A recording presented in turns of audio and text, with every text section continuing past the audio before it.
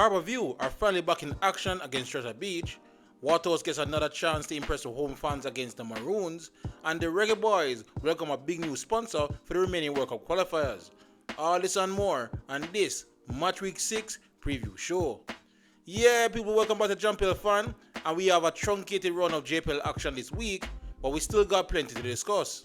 Starting with the current league leaders, Racing United versus Tivoli Gardens.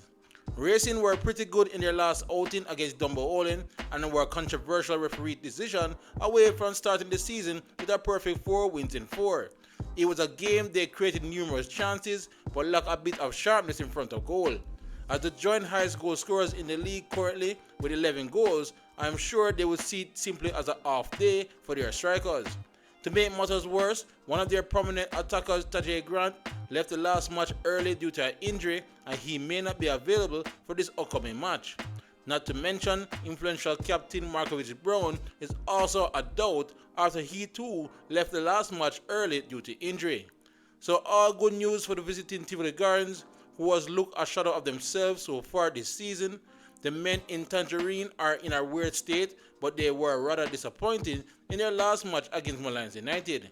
But Trevor McCain was one of the shining lights from the last match and must be pushing for a starting role this time around.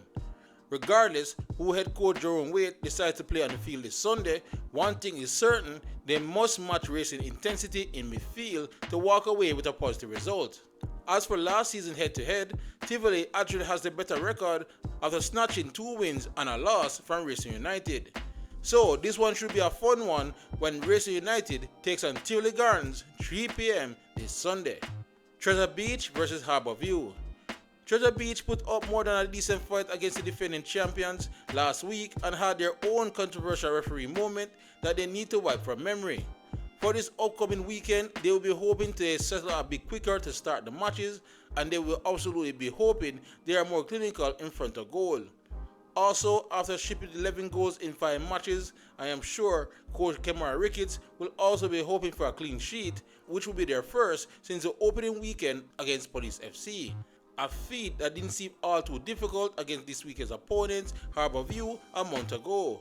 But the Stars of the East should be brimming with confidence after their last performance in Jerusalem, and they should be using that as a catalyst to start climbing up the table. Too bad they got a break from the league after such a performance and will have to hype themselves up again for combat after sitting idle for 1 week. We must also note that this match will not be played at Treasure Beach's usual home where they normally enjoy a great home record, but rather up north at Catching Hall in Montego Bay. But at least fans can look back to February 28, 2024 when the promoted side beat Harbour View 2-1 to get them feeling optimistic about their chances this time around. This will be an interesting match when Treasure Beach takes on Harbour View 4:30 p.m. this Sunday. Montego Bay United versus Spanish Town Police FC. Many believe Mobe had their worst game of the season in that 2-0 loss to Portmore last weekend. It was bound to happen, but they will especially be unhappy about the manner they lost. They were a bit too naive when attacking and left some massive gaps at the back, which Portmore took full advantage of.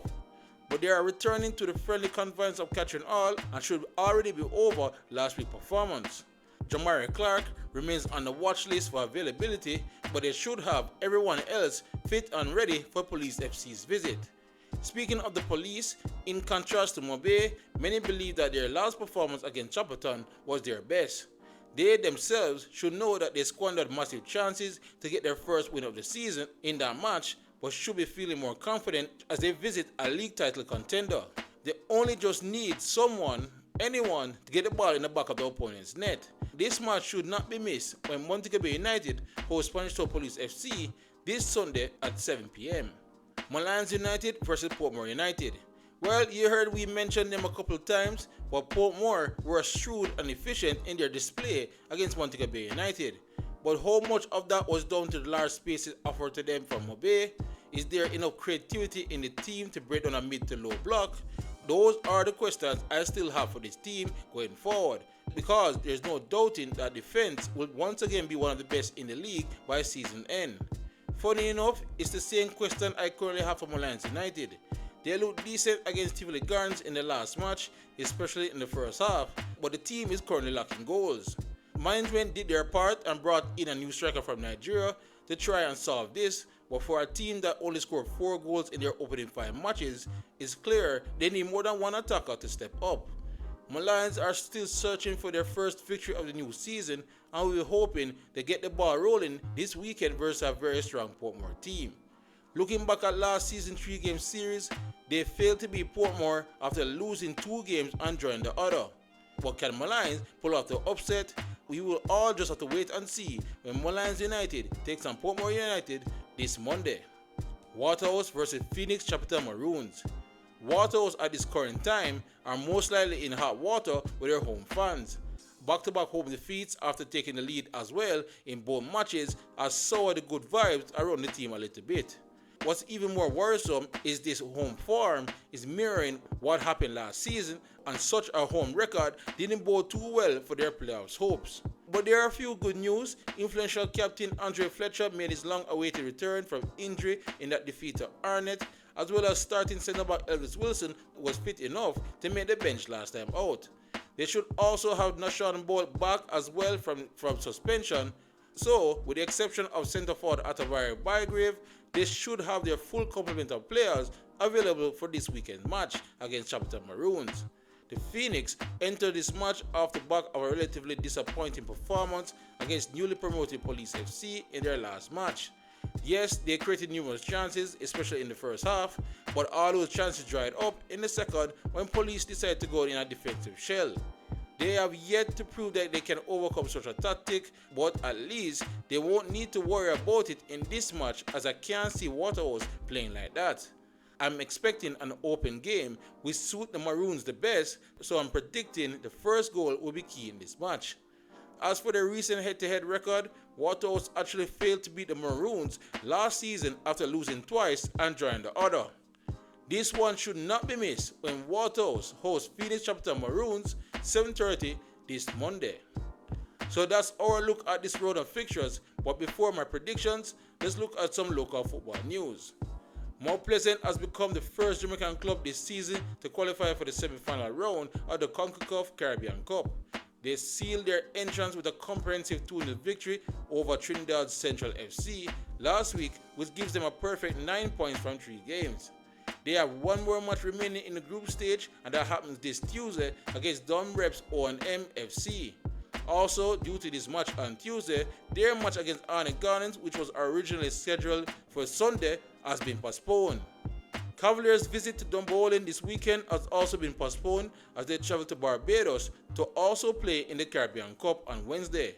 They will face home club Weymouth Wales FC, and they must win, along with Hope in Defence Force, draws or lose their match against Cibao FC to stand any chance of joining Mount Pleasant in the semi-finals.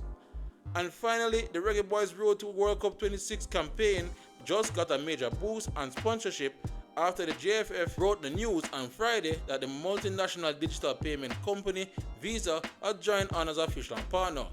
The new partnership, valued at $500,000 US over 2 years, positioned Visa as the Federation's official payment technology partner. This new deal is currently being heralded as a major move by the Federation. Anyway, that's all from the news world. Now onto our predictions. Alright, Racing versus Tivoli. Interesting one, but I'm quite disappointed how Tivoli played last time, so I think Racing would edge this one 2-1. Treasure Beach versus Harbour View. This is one of those games that have 1-1 written all over it. Montego Bay versus Police FC. Police have shown that there are no pushovers in this game, but I don't see them pulling off the upset. Mobe should win this one 2-0. Molynes versus Portmore. I think Portmore will edge this one with a 1-0 victory. And finally, Waterhouse versus Chapelton. Well, Waterhouse has been really disappointed at home in those last 2 matches, and as I said, an open game will suit both teams. Expect fireworks. I expect 2-2 between these two. But alright guys, that's all I got from this latest preview show. Let me know in the comment section below what you guys are predicting will happen this weekend. Otherwise, please like, subscribe and share as we look to keep you all up to date on everything in the JPL leading up to the final in May. Otherwise, for great JPL content, you're already at the right place. JPL fan. YouTube, big up yourself.